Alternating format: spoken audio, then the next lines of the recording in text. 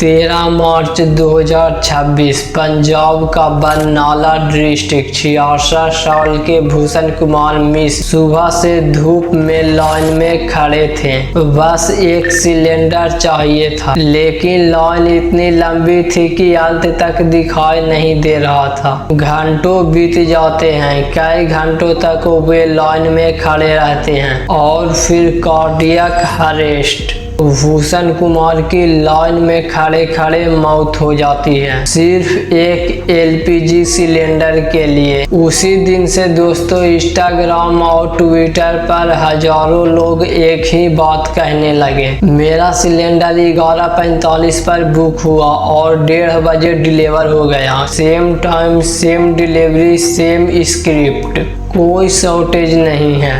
सारे ट्वीट्स देखिए, same time, same delivery, same script, सब कॉपी पेस्ट। नमस्कार दोस्तों, आइए जानते हैं आज के इस वीडियो में एलपीजी क्राइसिस के पीछे की सच्चाई। आखिर कितना गैस देश में सही में अवेलेबल है, कितनी और आ रही है इन जहाजों के जरिए, और आखिर कब तक यह क्राइसिस चलेगी।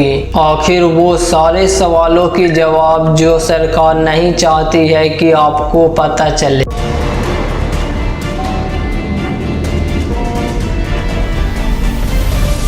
इंडिया में लगभग 3.1 करोड़ मीट्रिक टन इंडिया में कंज्यूम किया जाता है। इसमें से 60% देश के बाहर से आते हैं, यानी इंपोर्ट किया जाता है। और अनफॉर्चुनेटली चीज यह है 60% का 90% सिर्फ एक सिंगल पैकेज से आता है, ईरान और ओमान के बीच स्ट्रेट ऑफ हॉर्मुज। यह क्राइसिस तब शुरू हुई जब नरेंद्र मोदी के माय फ्रेंड डोनाल्ड ट्रंप ने ईरान पर वार शुरू किया। ईरान ने जवाब में स्ट्रेट ऑफ हॉर्मुज को बंद कर दिया और इंडिया की आधी से ज्यादा एलपीजी सप्लाई बंद हो गई। अब सरकार इस क्राइसिस को छुपाने की पूरी कोशिश कर रही है, लेकिन सच बात यह है कि नोटबंदी और कोरोना के बाद ये तीसरी बार लाइन में लोगों को लगने पड़ रहा है। ढेरों ऐसी वीडियो सामने आई है, उत्तर प्रदेश के गोरखपुर से, पुणे से, नोएडा से, दिल्ली से, हर जगह से ऐसी वीडियो देखने को मिल रही है जिसमें सैकड़ों लोग लाइन में खड़े हैं ताकि सिर्फ उन्हें एक सिलेंडर मिल सके। लखनऊ में एक वीडियो वायरल होता है जहां एक आदमी फ्रस्ट्रेशन में आकर एलपीजी सिलेंडर से भरे ट्रक के सामने लेट जाता है। मध्य प्रदेश और गुड़गांव में ऑनलाइन बुकिंग सिस्टम ही क्रैश हो गया। व्हाट्सएप पर बुकिंग फेल हो रही है। इस वजह से फिजिकली लोगों को गैस एजेंसी में जाना पड़ रहा है और लाइन लंबी होती जा रही है।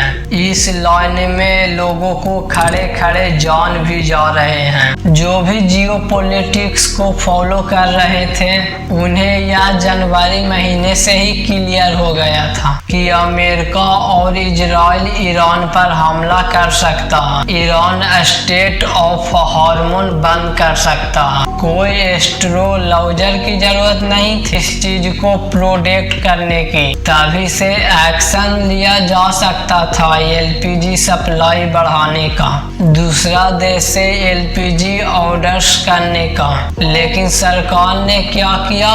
कुछ भी नहीं। वॉर के ठीक पहले मोदी सरकार इजराइल गए थे, तभी इन्हें अंदाजा लग जाना चाहिए था कि ये हमला करने वाले हैं। इसके डियर फ्रेंड नेतन्याहू ने कोई तो इंडिकेशन दिया होगा, लेकिन तब भी कोई एक्शन नहीं लिया गया। अटैक होने के बाद भी एक बैलेंस अप्रोच रखा जा सकता था कि ईरान इंडिया को दोस्त समझते हुए इंडियन जहाजों को गुजरने दे, ठीक वैसे ही जैसे चाइनीज जहानों को गुजरने दे रहा है, लेकिन वो भी नहीं किया।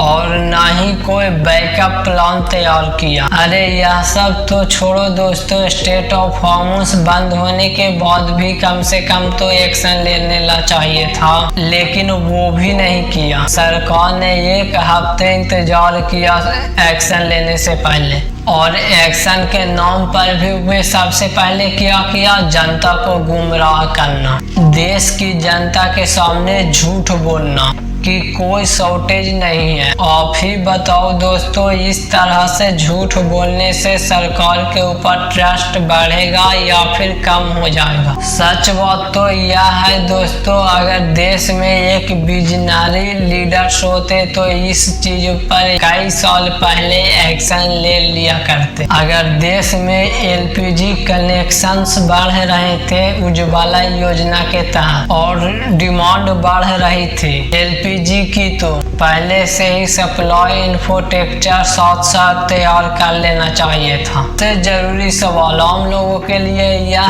है कि सिलेंडर कब मिलेगा। इसका सवाल दोस्तों 3 सिनेरियो पर डिपेंड करता है।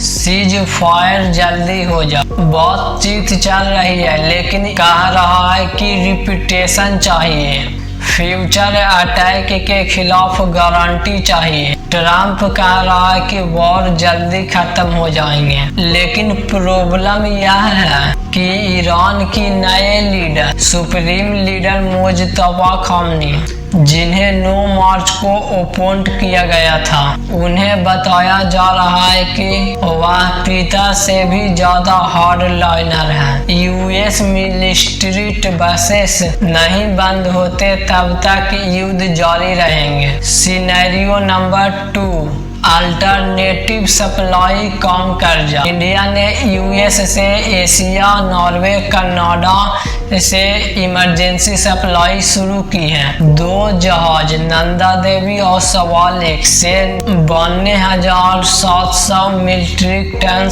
आ चुके हैं। यह सुनने में अच्छी खबर लगती है, लेकिन इंडिया को हर साल, जैसे मैंने बताया था, 3.1 करोड़ मीट्रिक टन की जरूरत है। जहाजों में सिर्फ 1 दिन का सप्लाई है। सिनेरियो नंबर 3 कि वॉर चलती रहे लेकिन इंडिया की सप्लाई आ जाए किसी तरीके से। ईरान इंडिया की तरफ आ रहे जहाजों को परमिशन दे दे, इसे लेकर डिस्कस बहुत हो रही है। मीडिया में झूठ भी फैलाए जा रहे हैं, लेकिन अभी का स्टेटस यह है। Foreign million money state Jaishankar ने कहा कि कोई ब्लैंकेट एग्रीमेंट नहीं मिली है कि इंडिया की ओर आ रहे जहाजों को ईरान जाने दे। अब सवाल ये है कि आप क्या कर सकते हैं। कुछ प्रैक्टिकल बातें।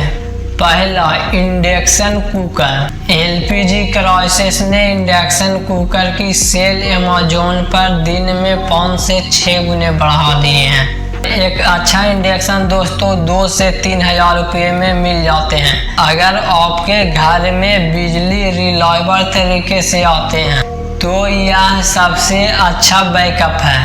दूसरा, अगर आपके एरिया में पीएनजी यानी पाइपलाइन नेचुरल गैस अवेलेबल है तो रजिस्ट्रेशन करवा लो। पीएनजी पाइप से आती है, ना कि स्टेट ऑफ हार्मोन पर डिपेंड करती है। आपके सिटी डिस्ट्रीब्यूशन कंपनी की वेबसाइट पर चेक कर सकते हैं। रूरल एरिया में बिजली अवेलेबल नहीं है, वहाँ इंडक्शन काम नहीं करता। रिपोर्ट के अनुसार वहाँ के लोगों ने वापस मिट्टी के चूल्हे पर आ गए हैं। यही इस क्राइसिस का सबसे ट्रेजिक बात है। वो औरतें जो सालों के मेहनत के बाद चूल्हे के धुओं से निकली थी, जिसके घर पहली बार गैस सिलेंडर आए थे, जिसने सोचा था अब बच्चों को धुआं नहीं खाना पड़ेगा, और वे वापस मिट्टी के चूल्हे पर खाना बना रहे हैं। यही औरतें इस क्राइसिस की सबसे बड़ी कीमतें चुका रही हैं, और यह इसीलिए नहीं क्योंकि गैस खत्म हो गई कि जिम्मेदारी थी इस देश को तैयार रखने की, वो सो रहे थे। वही तैयारी जो भूषण कुमार को बचा सकते थे।